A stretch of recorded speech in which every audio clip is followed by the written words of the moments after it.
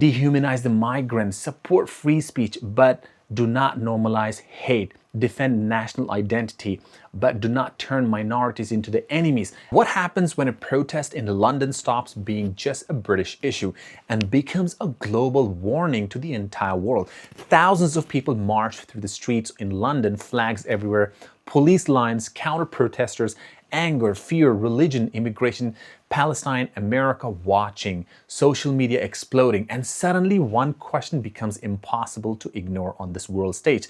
We are watching democracy in action or beginning of social chaos totally. Now, because what is happening in the United Kingdom right now is not only about one protest, it is about something much deeper. How fear, identity, immigration, religion, and online politics are colliding in the West. And if this continues, it could damage Britain's image all around the world, divide communities inside the country, and inspire similar movements in the United States and even in Europe.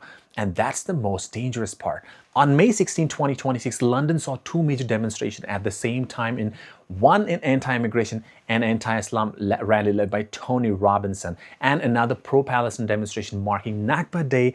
So, reported that around 4,000 police officers were deployed in one of the biggest public order operation in the years, and there were dozens of arrests, many linked to racially or religiously aggravated offenses. Now, this is important because London is one of the most multicultural cities in the entire world. Muslims, Jews, Christians, Hindus, atheists, immigrants, refugees, white British families, black British families, South Asians, Arabs, Africans, Eastern European, Western Europeans all live side by side very happily. So when a protest becomes so openly hostile towards Islam or immigration, this does not stay as a political argument. It becomes very personal. Now, it reaches people's homes, their mosques, their schools, their workplace, their children's too. Now, who is involved in this exactly? The anti-immigration march was linked to Tony Robinson, whose real name was Stephen Yaxley Lennon. Now, he has been one of the most UK's controversial anti-Islam and anti-immigration figures for years. Now, they reported that United Kingdom rally included Islamophobic and national material, but here's where the story becomes much bigger. This is no longer only a UK street movement. It became the part of the wider Western political network today in 2026. American right-wing commentators and political figures are paying attention. US Vice President J.D. Vance publicly encouraged UK anti-immigration activists to keep on going, according to The Guardian and other reports too. Now, that matters a lot because when a senior American political figure comments on British protests, the issue becomes very international. Now, supporters feel encouraged, critic feels alarmed, and the media turns the domestic protest into global cultural war moment. Now, the deeper issue is very different here, but we need to be honest. Not everyone who worries about the immigration is racist. Not everyone who is criticizing the government policies hates Muslim. Many ordinary people are worried about the housing, jobs, wages, crime, culture, changes and pressure on the public services. This is one of the most common things. Those concerns are real, but the danger begins when political anger stops targeting policies and starts targeting entire communities. So, when fixed immigration policies becomes Muslims are the problem, society enters the dangerous territory, because once a religious group is blamed for the national problem, history shows where that road can lead to. Why people are so angry. The UK is under pressure, the total pressure. People are struggling with rent, food prices, NHS waiting lists for long, low wages, house shortage, and sense that politicians are not listening at all. At the same time, immigration has become one of the most emotionally charged issues in the British politics right now. So when people feel ignored, they look for someone to blame. Politicians blame migrants on consistent basis. Activists blame on Islam. Online influencers blame globalists. Others blame the media, and every group believes they are the victim. Now, that is how the social trust breaks. Not overnight, but slowly. First, people stop believing the government totally. Then they stop believing the media. Then they stop trusting the police. Then they stop trusting their own neighbors.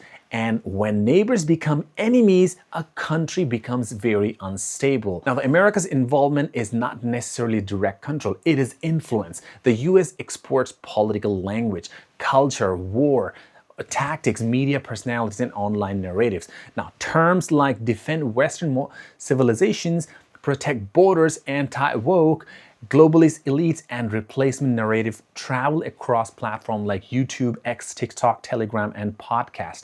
So, a protest in London can be amplified in America. Then American influencers react. Then the British activists use that reaction as a proof they are part of something bigger. And cycle just keep continuing. So this is how a local protest becomes a global movement. Now, why this damages Britain's reputations on the world stage.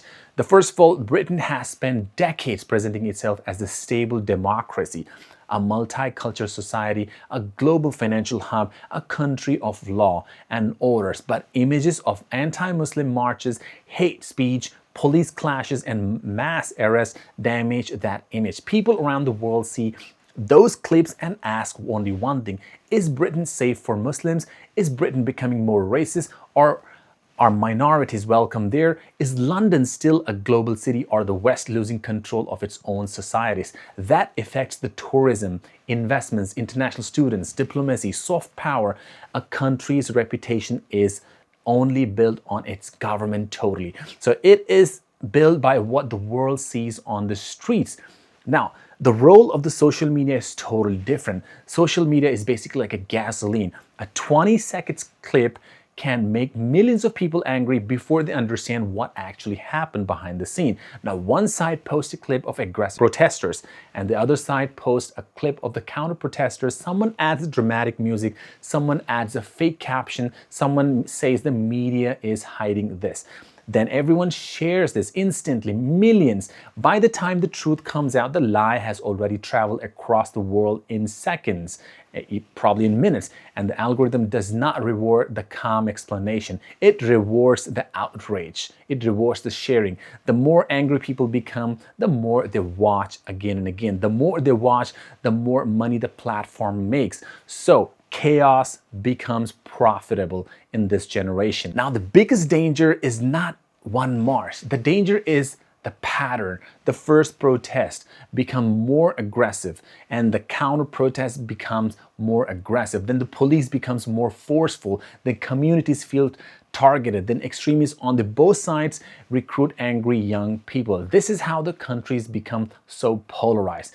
And once polarization reach a certain level, every event becomes a trigger in every area. A crime becomes political. A terrorist attack becomes so collectively blamed. A war overseas becomes street tensions at home.